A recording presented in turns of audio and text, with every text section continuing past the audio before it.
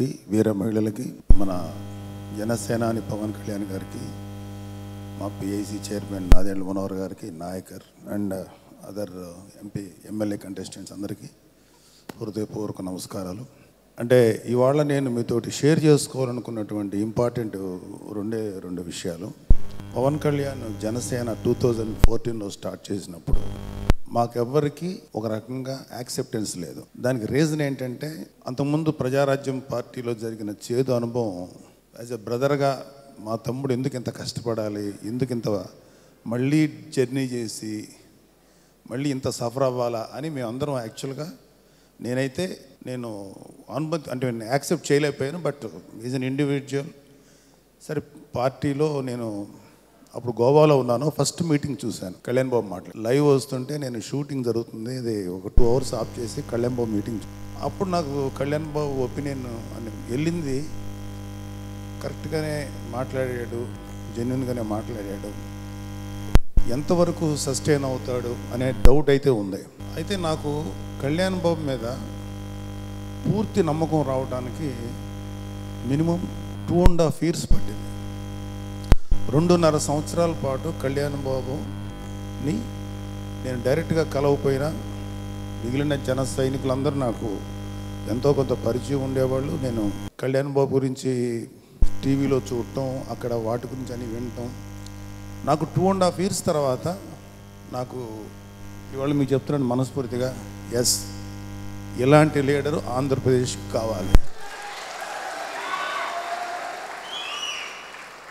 ఖచ్చితంగా ఇలాంటి లీడరే ఉండాలి. ఎందుకంటే ఇవాళ అంటే వేరే వాళ్ళని విమర్శించడం అని కాదు, కానీ రాజకీయం అంటే అది ఒక ప్రాఫిటబుల్ ప్రొఫెషన్ లాగా అయిపోయినటువంటి సందర్భాలు ఇండియాలో ఇంచుమించు 80% అలాగే ఉంది. నాకు తెలిసి 20% కాస్త అలాంటి వాళ్ళలో ఒక రాజకీయాన్ని ప్రజల కోసం చేయాలి, ప్రజల యొక్క క్షేమం కోసం చేయాలని అనుకుని తప్పించే నాయకులు చాలా కొద్దిమంది ఉంటారు. అందులో యాజ్ ఎ బ్రదర్గా మాట్లాడటం లేదు, ఒక నాయకుడిగా ఆయన నేను గుర్తించాను, పవన్ కళ్యాణ్. సో ఆ తర్వాత నేను పార్టీలోకి ఐ థింక్ నేనే మీ అందరికంటే జూనియర్ని ఇక్కడ. పార్టీలో ఎక్స్పీరియన్స్ ఉండొచ్చు కానీ పార్టీలో మాత్రం నేను జూనియర్ని. పార్టీలోకి నేను రాకపోయినా నన్ను పవన్ కళ్యాణ్ పార్టీలోకి ఆహ్వానించలేదు. ఎందుకంటే కొన్ని ఆలోచనలతోటి కొంతకాలం పాటు తను ఏ డెసిషన్ తీసుకున్నా కరెక్ట్గా తీసుకుంటాడు నమ్మకం నాకు ఉంది. కాబట్టి నేను ఎప్పుడు కళ్యాణ్ బాబుని నేను వస్తానని చెప్పలేదు, క్వైట్గా ఉన్నాను. నన్ను చాలామంది మీడియా వాళ్ళు అడిగేవారు, మీరు జనసేనకు పోటీ ఉంటారంటే చూద్దామండి, అప్పుడు ఎలా జరిగితే అలాగా నేను అనేవాడిని. అయితే నేను ఆఫ్ ది రికార్డు జనసేనలో లేకపోయినా, జనసేనలో లేనంత మాత్రాన, ఆ సభ్యత్వం లేనంత మాత్రాన జనసేనకి ఎందుకు పనిచేయకూడదని నేను నాకు చేతనైనంత వరకు జనాలతోటి తిరుగుతా, నా వరకు నేను ఏం చేయాలి, పార్టీకి ఎలా ఉపయోగపడాలి అనేది కొన్ని ఏదో ప్రయత్నాలు అయితే చేశాను. వన్ ఫైన్ డే నన్ను ఎలక్షన్స్లో ఎంపీగా నిలబడమన్నారు. నేను ఓన్లీ ఒక 12 hours టైం తీసుకున్నా.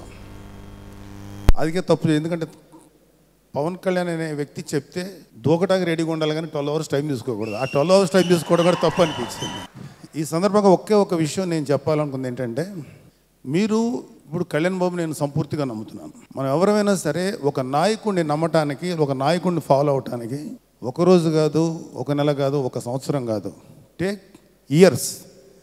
ఒక్కసారి నమ్మిన తర్వాత మళ్ళీ వెనక్కి తిరిగి చూడకూడదు, బ్లైండ్గా ఫాలో అవ్వాలని నా సిద్ధాంతం, నా నమ్మకం.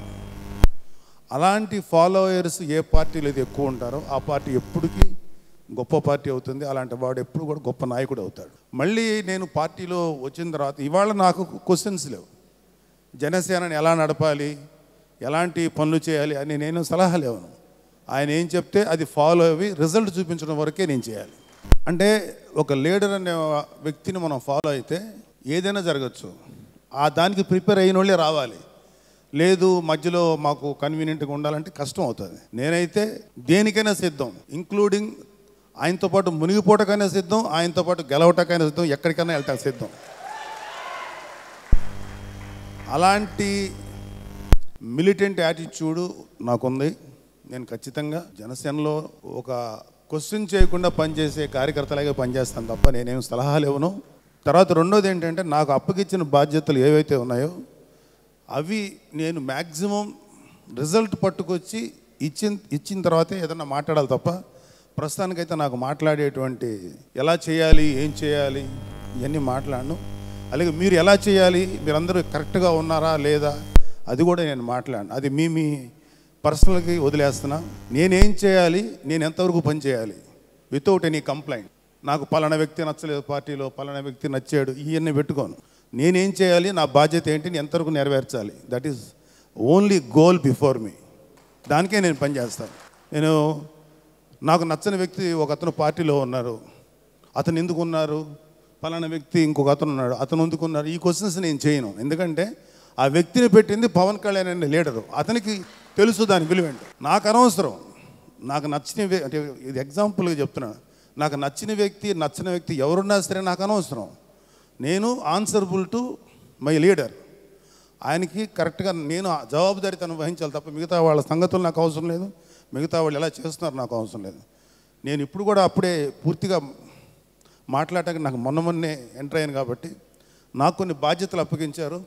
ఆ బాధ్యతల నుంచి నేను ఎలాంటి రిజల్ట్ పట్టుకొచ్చి లీడర్ ముందు పెట్టి ఇది చేస్తే నేను ఇంకా ఏం చేయాలని అడుగుతాను తప్ప నేను వాళ్ళ మీద వీళ్ళ మీద అధికారం చలాయించేది నువ్వు ఆ పని చేయి ఈ పని చేయించాను. ఫస్ట్ నేను పని చేసి చూపించిన తర్వాతే ఇది అవుతా. రెండోది ఏంటంటే నాకు ఒక ఫీలింగ్ ఏంటంటే ప్రతి పనికి ప్రతి విషయానికి ప్రతి ఒక్కళ్ళకి పవన్ కళ్యాణ్ అనే ఒక్క వ్యక్తే సరిపోరు.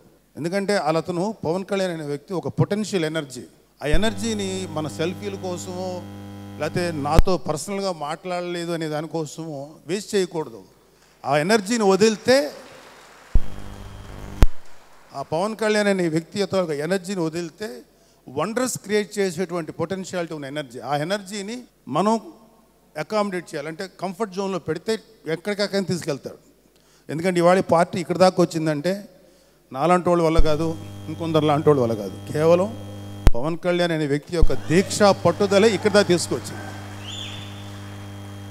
ఇక్కడ దాకా తీసుకురావటం ఒక పార్టీని చాలా గొప్ప విషయం. అయితే ఇక్కడి నుంచి మనందరం అఫ్కోర్స్ మనందరం కూడా మీకు కూడా చెప్పడం, నేను మాత్రం నా వరకు నేను పవన్ కళ్యాణ్ అనే జనసేనానికి పార్టీకి ఏ విధంగా సేవ చేయగలను, ఏ విధంగా వర్క్ చేస్తానని చేసి చూపిస్తాను.